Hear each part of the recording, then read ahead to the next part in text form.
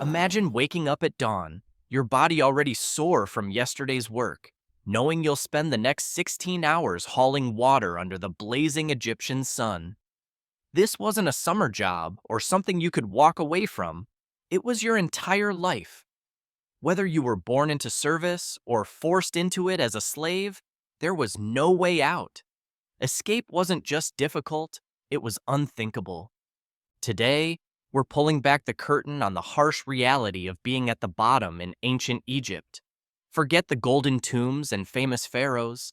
Let's see what life was really like when you didn't have a choice. For some people in ancient Egypt, your fate was sealed before you took your first steps. If you were born into a family of hereditary servants, your future was already mapped out. These weren't just jobs, they were life sentences, handed down from parent to child like a curse nobody could break. Temple records don't just mention the odd individual, they list entire families who spent generations doing the same menial tasks.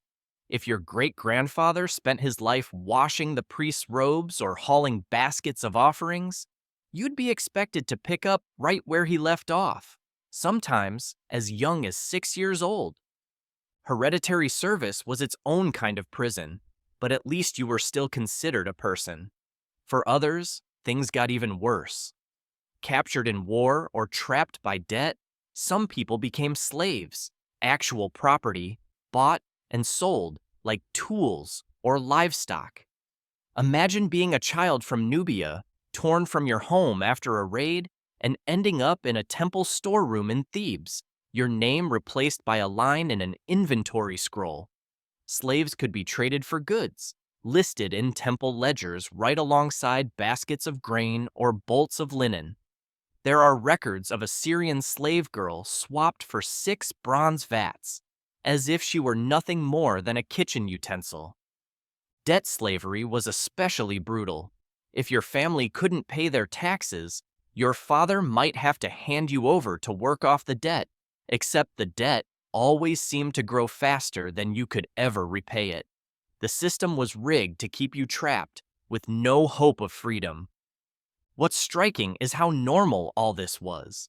Murals show hereditary servants and slaves working side by side. The only difference, a small mark on a loincloth or a slightly better ration. Both groups took orders from overseers who carried palm rib beaters, tools designed to punish without leaving marks that would lower your value. Refusal wasn't an option. You obeyed or you suffered. Children weren't spared. Archaeologists have found tiny beds in workers' quarters, built for kids barely old enough to walk. Some burial sites show small skeletons with bones already warped from years of hard labor. Every so often, a servant who could write left behind a scrap of their story. A baker who watched 3 generations of his family die in the same flour-caked kitchen. Or a cook who quietly sabotaged the priest's meals as a tiny act of rebellion. For both hereditary servants and slaves, there was no light at the end of the tunnel. You watched your parents waste away doing the same chores you'd be stuck with for life, while new shipments of captives arrived to replace the dead. Escape was almost impossible. Between the desert and the bounty hunters hired by the state, most who tried ended up dead or dragged back for harsher punishment. So most people learned to endure, finding small ways to assert themselves when they could. But even the way you became a servant was just the beginning. The real nightmare was the daily grind itself, the endless hours, the heat, and the work that never let up. Forget about overtime or pulling a double shift. Servants in ancient Egypt worked from the moment the sky started to lighten until the stars came out again. Their days started long before most people even thought about getting up. By the time the sun was fully up, they'd already hauled heavy jars of Nile water across blistering stones, their feet burning through thin reed sandals. While you're still thinking about breakfast, they'd be grinding grain by hand, sweat and flour sticking to their skin. Temples and estates ran non-stop. Someone was always needed to fan the priests, scrub the altars, or fetch offerings. Work logs from places like Deir el Medina show construction crews working 8-day stretches with just 1 day off, and that was considered a decent schedule. For temple servants, breaks were even rarer. Overseers kept track of every task with notched sticks, and if you finished early or paused to rest, you'd better hope no one caught you before you hit your quota. The heat was relentless. Imagine carrying 40 pounds of water across a courtyard that felt like a giant frying pan. Workers at Karnak Temple left behind complaints about feet scorched right through their sandals, and ancient medical texts talk about treating servants for heat stroke and the shaking sickness, probably severe dehydration. But you couldn't just stop and drink whenever you wanted. Some temple rules even banned servants from drinking out of the vessels they were carrying, so you'd have to wait until the work was done, no matter how thirsty you got. During the flood season, when the fields were underwater, there was no break. Farmers got reassigned to building projects, and servants were shuffled into whatever jobs needed doing.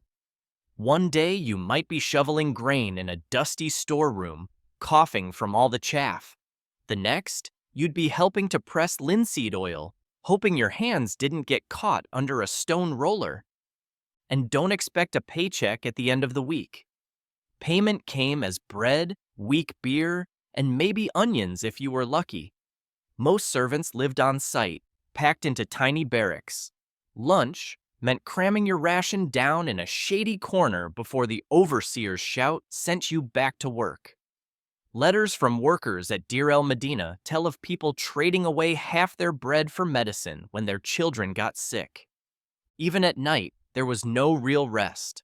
Temples needed people to keep lamps burning and guard sacred spaces.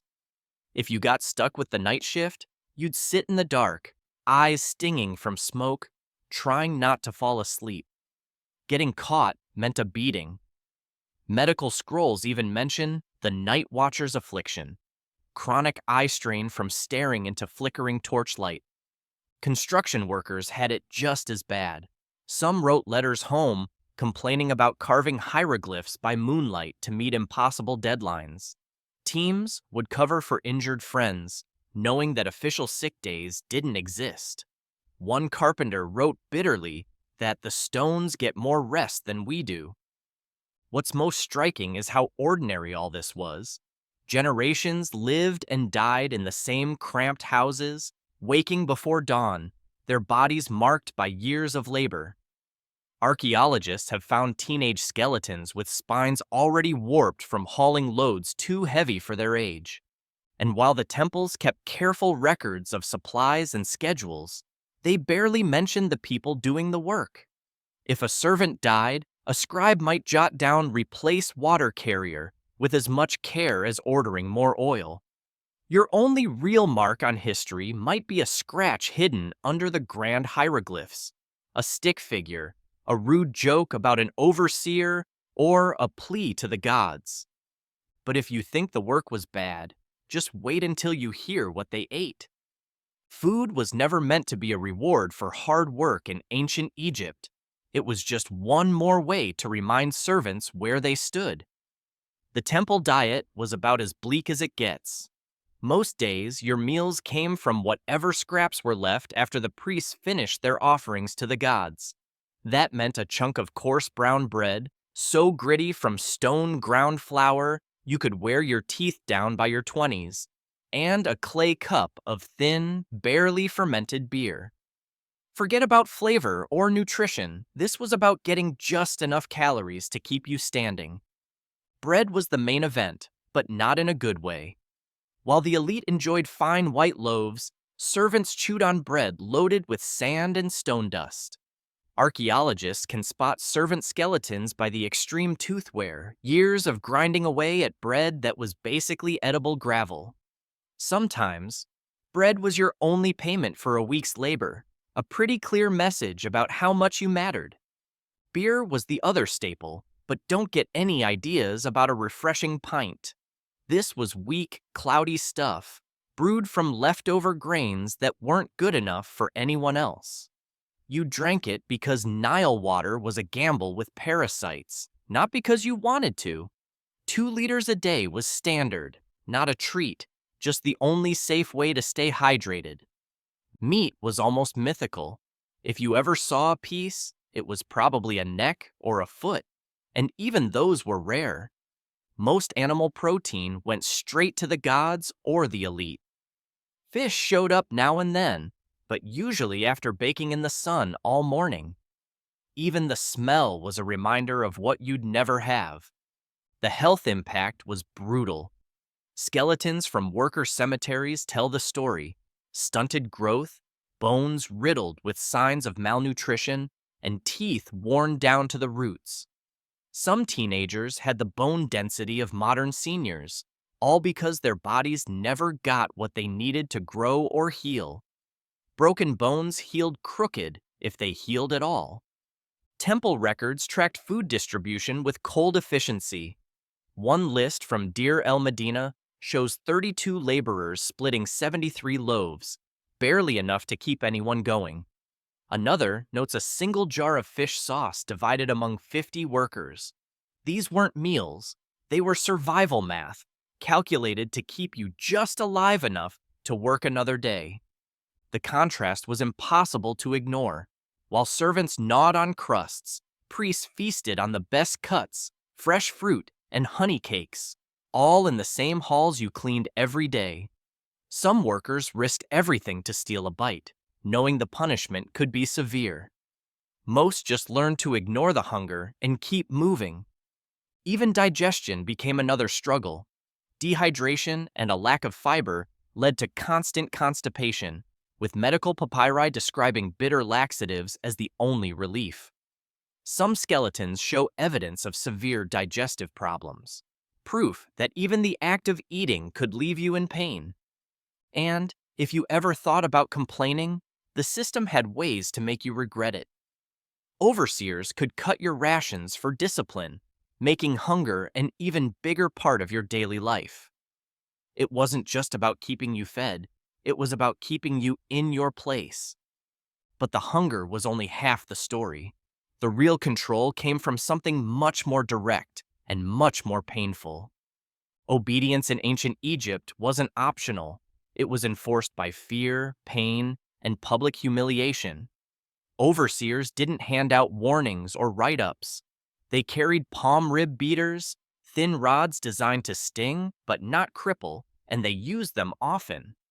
The rule was simple: follow orders or you'd pay for it.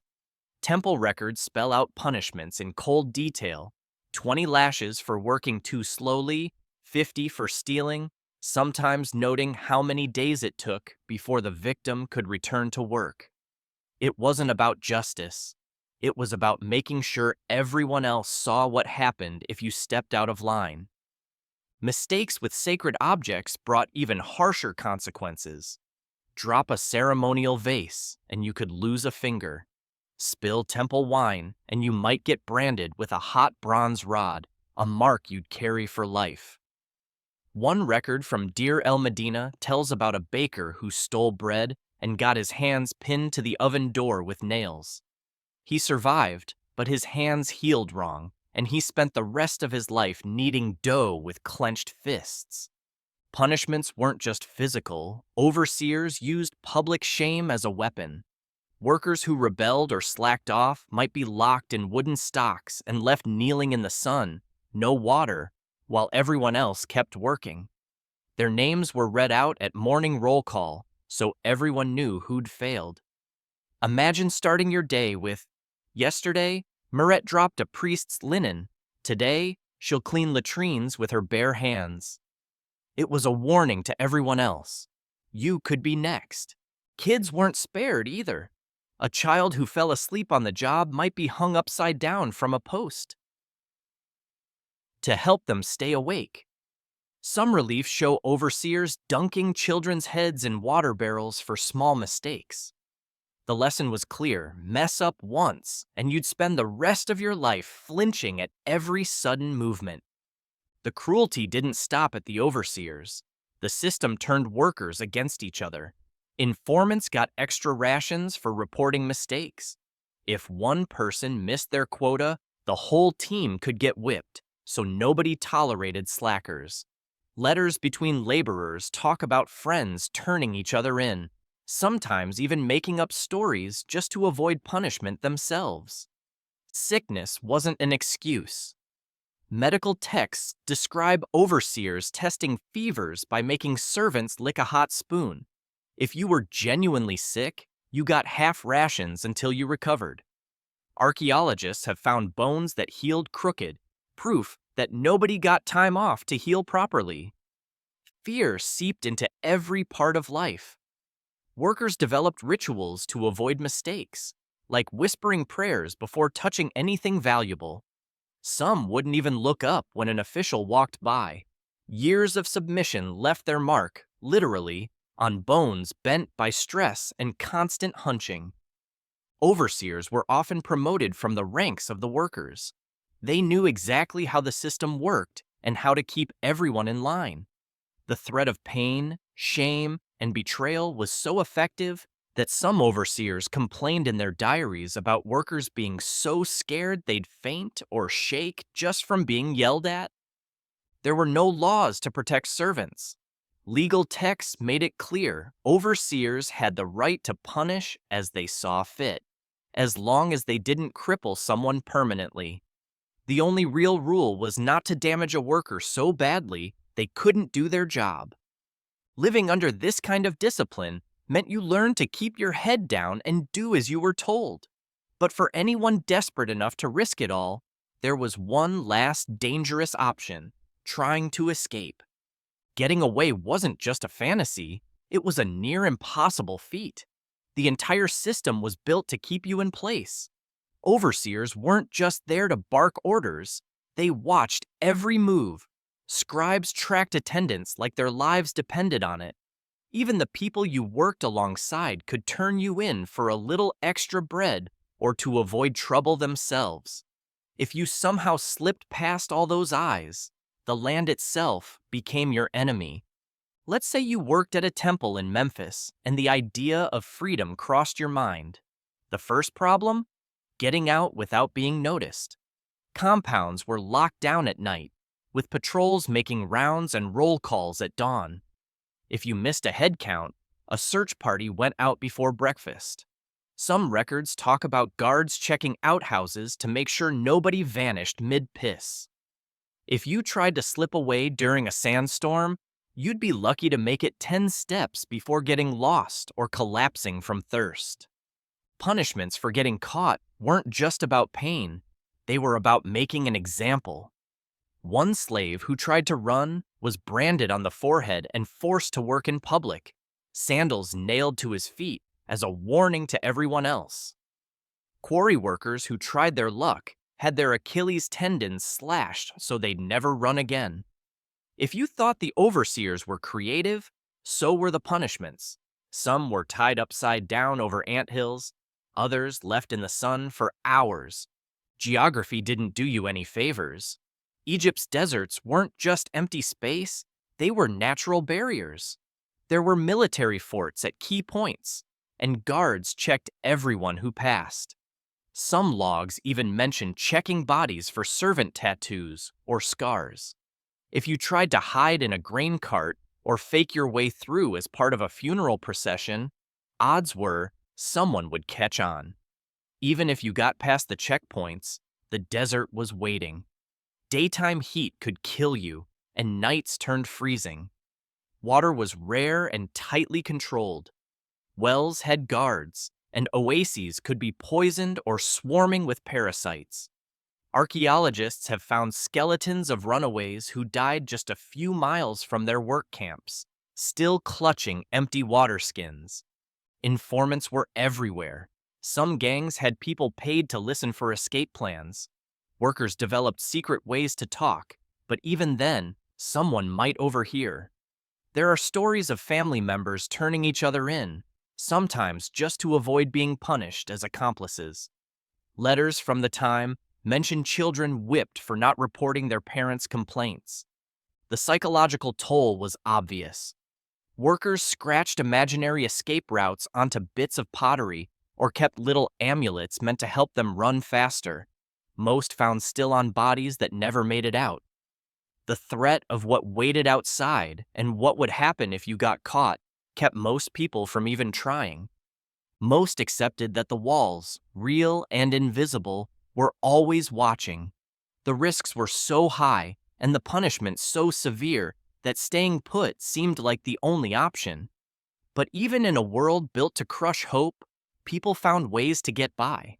Not through bold escapes, but through small acts that helped them hold on, day after day. Getting through each day in ancient Egypt meant more than just surviving the work. It meant learning to play the system in every way possible. Servants and slaves picked up a whole toolkit of survival strategies, each one designed to squeeze out a little more comfort or control in a world that offered almost none. The first rule was to stick together.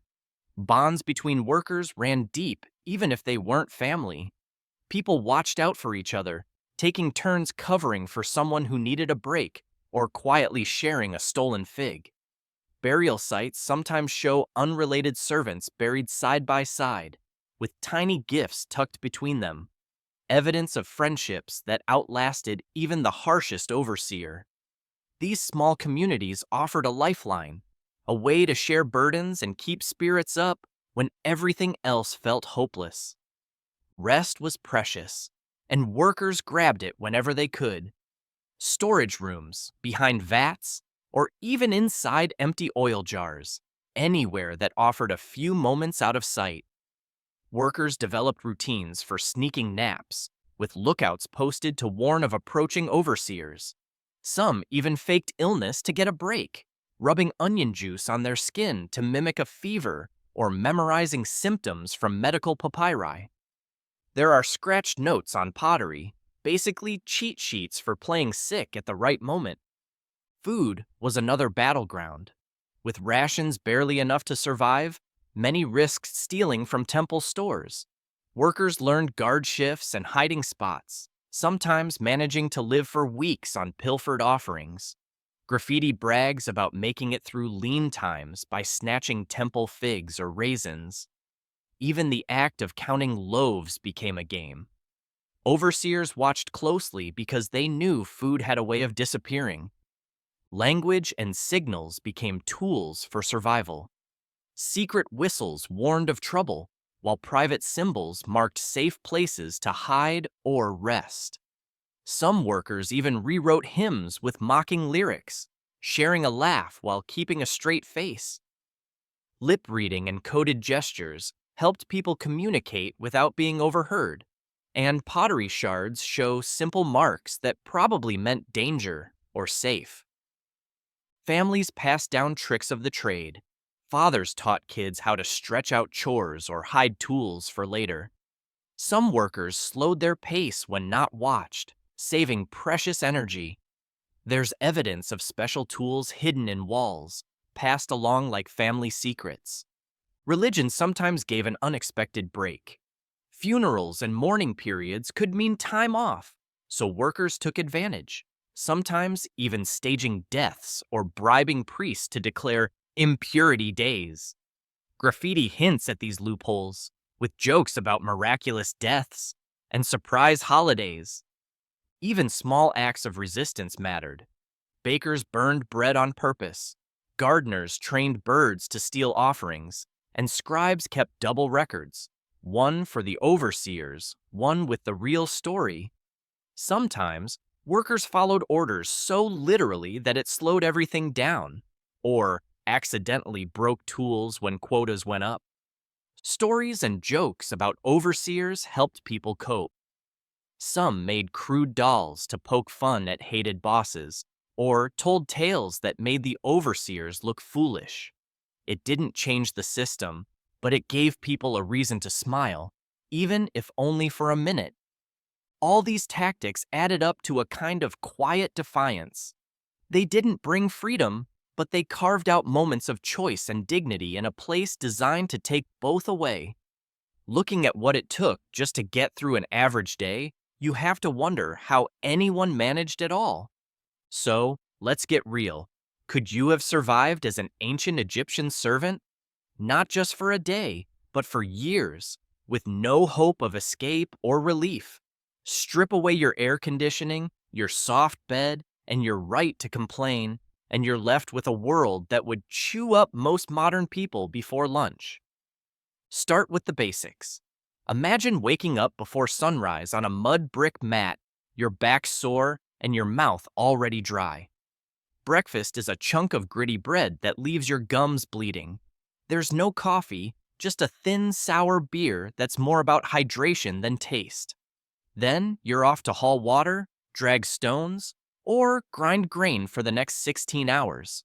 If you slow down, you get a sharp reminder from the overseer's rod. You don't get to pace yourself or take a break when you're tired. The heat alone, often over 100 degrees, would flatten anyone used to climate-controlled offices. Even with nearly 3,800 calories a day, about what the average American eats, these workers stayed lean and wiry. Their lives demanded constant movement, the kind of physical labor that would put most gym-goers to shame.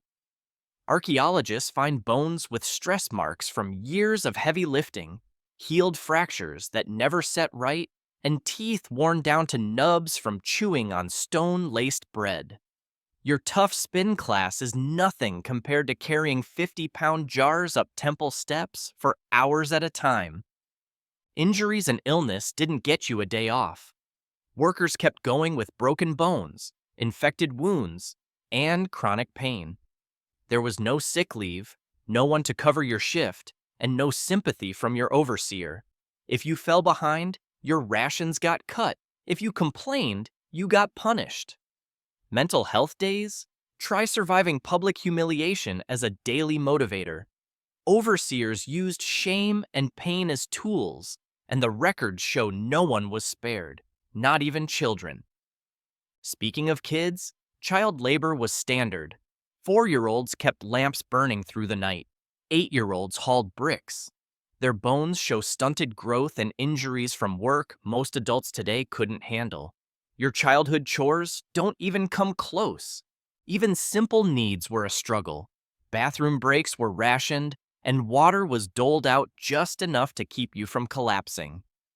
Sleep came on a dirt floor, sometimes with scorpions for company. The desert sun burned skin. Sandstorms left lasting scars, and there was no such thing as sunscreen or protective gear. Every move was watched. Temple accountants tracked your output, your rations, even your punishments. Records survive of servants losing food after a family death because their productivity slipped. Try focusing on work while grieving, knowing it could cost your next meal. Work-life balance didn't exist. Most servants and slaves died before 40. Infant mortality was high enough that parents waited to name their kids. You worked until you dropped, and when you were gone, someone else took your place. So could you have survived? Maybe, but survival meant more than just staying alive. It meant accepting a life with no comfort, no hope for change, and no recognition. The real miracle is that anyone endured it at all. The shining monuments we admire today were built not just with stone, but with the relentless suffering of people forced to keep going, no matter the cost. Those golden pyramids and glittering temples didn't appear out of nowhere. They were paid for with lives cut short. Archaeologists find that many workers died before reaching 40, and child skeletons show stress fractures from hauling stones and grinding grain. For every pharaoh surrounded by riches, there were countless laborers whose bodies told the real story of Egypt's greatness. Next time you see photos of Egypt's wonders, remember the real cost. Children working until their bones broke, mothers going hungry so priests could eat, and generations locked into labor. Worker graffiti scratched into temple walls reveal sarcastic jokes and desperate pleas. Real voices hidden beneath the official history. That's the truth behind the monuments. The true marvel isn't just what was built, but the people who endured the unendurable to make it happen.